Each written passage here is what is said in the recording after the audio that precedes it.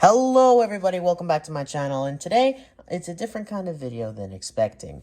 Today's video is actually a toy review, and today I'm reviewing the new Transformer collaborative figure, Frankentron. And honestly, I really like this figure. I mean, who doesn't love a crossover Transformer figure based on one of the most iconic Hollywood monsters of all time, Frankenstein? And I know they had a Dracula's figure, but I missed out on that, so hopefully I'll get it eventually. But in the meantime, here's my Frankentron.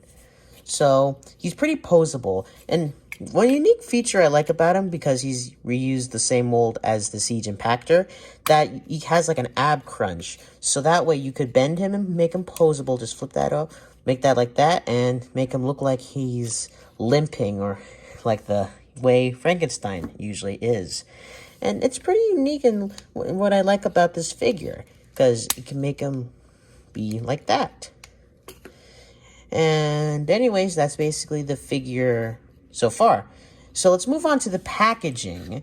It comes in a very unique box than almost any other Transformers figure. And just like Dracula's, it slides open, just like an old VHS tape. And with the designing on here, and look, see, Frankenstein and Frankentron, just like an old VHS tape. Who remembers VHS tapes? I doubt any of you remember what a VHS tape is anymore, because, well, they're old anyways.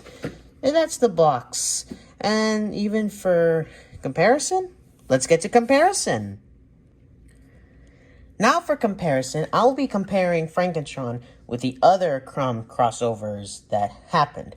So starting off with the Back to the Future crossover, Gigawatt. He's pretty short if you think about it, because Frankenstein's supposed to be like this giant 8-foot monster towering everybody. And he's around the size of a deluxe figure, and he's pretty expensive though. I mean, you pay Voyager price for deluxe figure. I mean, he's supposed to be like the biggest deluxe class there is. So yeah, anyways, there he is with Gigawatt, a decent size in comparison and all. And let's here he is with Voyager, I'm guessing, Ghostbusters crossover, Ectotron.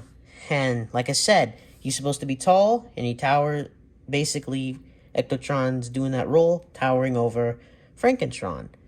But still decent, alright in comparison in human size. And finally, here he is with the X-Men collaborative Expanse. Now, he's a pretty tall guy, so let me just carry this camera. There he is. Now, that is very surprising. I mean, Frankenstein's supposed to be like this giant figure, but I get it that the X-Jet is bigger than almost any other Transformer in that size, but yeah, that's about it for comparison. Now, here is Frankentron in his vehicle form. And I'm not really on board with the idea of him being a tank and all, a Cybertronian tank.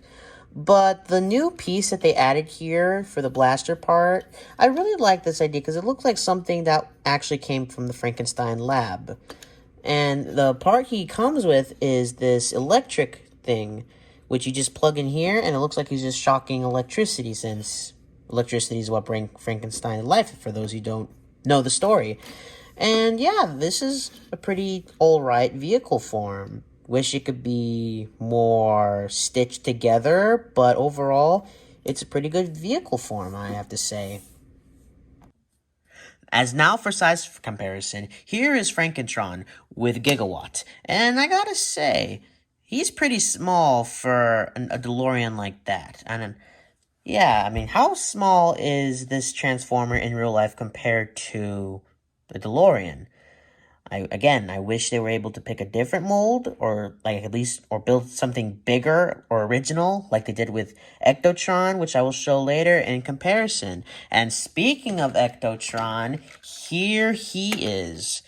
And yeah, I mean, it's kind of pretty small for this Transformer if he was in real life, I mean, compared to the car the Ecto-1 is based off of. And for final comparison, here he is with the biggest collaborative Transformer as of this moment in time, the X-Jet. And let me just lift this up or back this up a bit. And yeah, you gotta say, he's pretty big. He's pretty tiny compared to the X-Jet. And yeah, that's pretty much all about the comparison. Now my final thoughts on Frankentron. He's a pretty good figure overall, but there's just some flaw. I mean, if you're a fan of, like, collecting these collaborative Transformers, which I am, I would recommend getting this figure. And if you're a fan of the classic Universal Monsters, which also, like I am, I'd recommend getting Frankentron. And he looks pretty good with the other collaboratives, like Gigawatt, Expanse, Ectotron. I mean, it's just perfect. Hopefully, I get Maverick soon, the Top Gun Transformer. And yeah, that's all I have to say about this figure. Hope you enjoyed this video, and I'll see you all next time. Goodbye.